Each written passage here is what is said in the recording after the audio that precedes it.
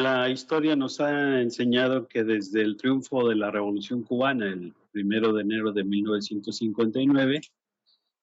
ya la autoridad de Estados Unidos empezaba a ver con malos ojos lo que estaba ocurriendo en la isla, primero con una situación de incertidumbre y después empezó con una serie de actividades que fueron agudizando y tensionando las relaciones con el nuevo gobierno revolucionario de Cuba, al grado que empezó a promover a grupos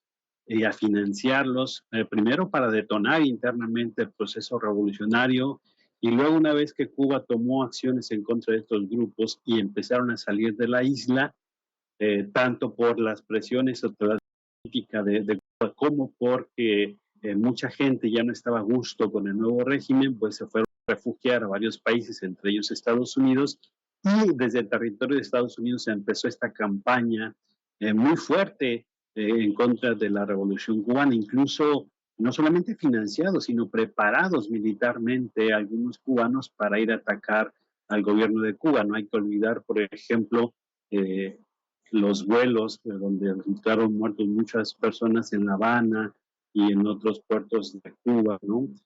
A raíz de toda esta invasión pretendida por los Estados Unidos. Entonces ha sido histórico este papel de Estados Unidos para socavar a la revolución cubana, para acabar con sus líderes, para atacar bases eléctricas, el sector turístico, etcétera. Entonces ha sido permanente esta pelea, esta injusta lucha de los Estados Unidos contra el gobierno de Cuba. Claro, Entonces, nada más hay que ver que es la misma dinámica que ha seguido el gobierno de los Estados Unidos, algunos de los hermanos al rescate, de Alfa 66, de la Fundación Nacional Cubanoamericana, ¿no? Entonces han sido todo este tipo de grupos que han estado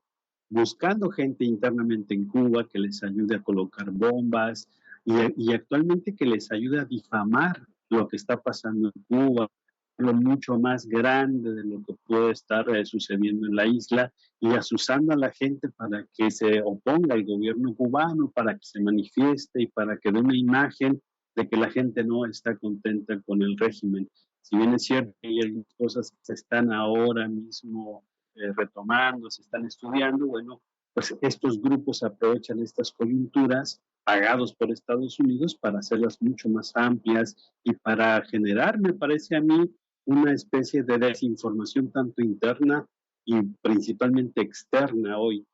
Por ejemplo, con esta lista que actualizó ayer el gobierno de Cuba, para la prensa internacional se trata de luchadores de la libertad y la democracia, la defensa de los derechos humanos, pero consta en los archivos y los juzgados cubanos que toda esta gente está siendo juzgada por actos que van en contra de la seguridad nacional de Cuba. Pues ese, en principio, es un impacto negativo para la imagen de Cuba, por supuesto, y este forma parte de toda esta política migratoria en contra de los cubanos, forma parte de toda esta política de los Estados Unidos que es sistemática en contra de Cuba, con diferentes matices, hoy muy agudizada por el gobierno de Donald Trump, ¿no? Que acabó con los acuerdos ahí incipientes que tiene con Obama, etcétera. Entonces, las consecuencias para Cuba directamente es que siga viéndose como un régimen que no da garantías, que no da beneficios, que no ayuda a su sociedad. Por tanto, es un gobierno en el que no puedes confiar. Es decir, el impacto es muy de Cuba porque eso también inhibe a gente que va a invertir, a gente que quiere hacer negocios con Cuba. Es decir, es una mala imagen con el fin último de lesionar económica, políticamente a la isla. ¿y qué podríamos esperar de este grupo en cuanto a las consecuencias hacia la población? ¿Qué es lo peor que podemos esperar? Pues lo peor que podría pensar en ese escenario es que la gente se deje envolver, que empiece a participar en este tipo de grupúsculos.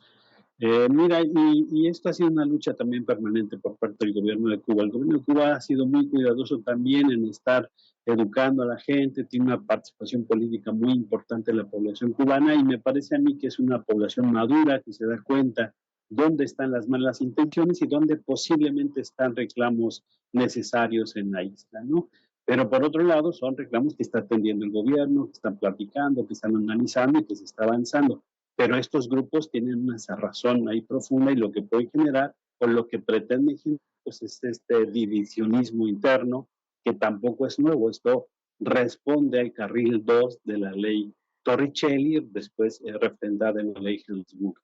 Mira,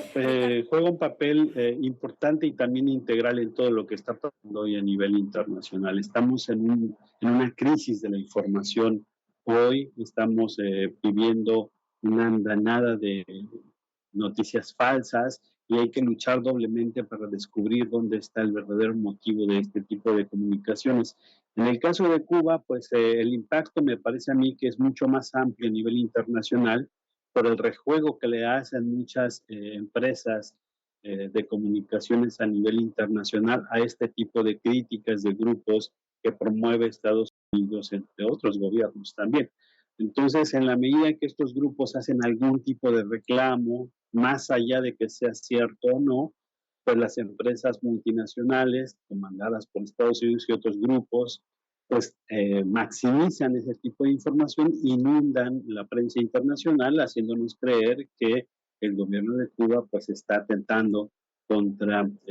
derechos humanos, etcétera. Todo esto, esta retórica que trae Estados Unidos en contra de la isla. Mira, en principio hay que considerar que todas estas denuncias que tiene el gobierno cubano, pues son denuncias juzgadas, son denuncias que siguen orden jurídico a partir de lo cual está establecido en la isla. No son solamente acusaciones al aire, sino que son acusaciones que están perfectamente sustentadas en derecho y eso le ayuda mucho al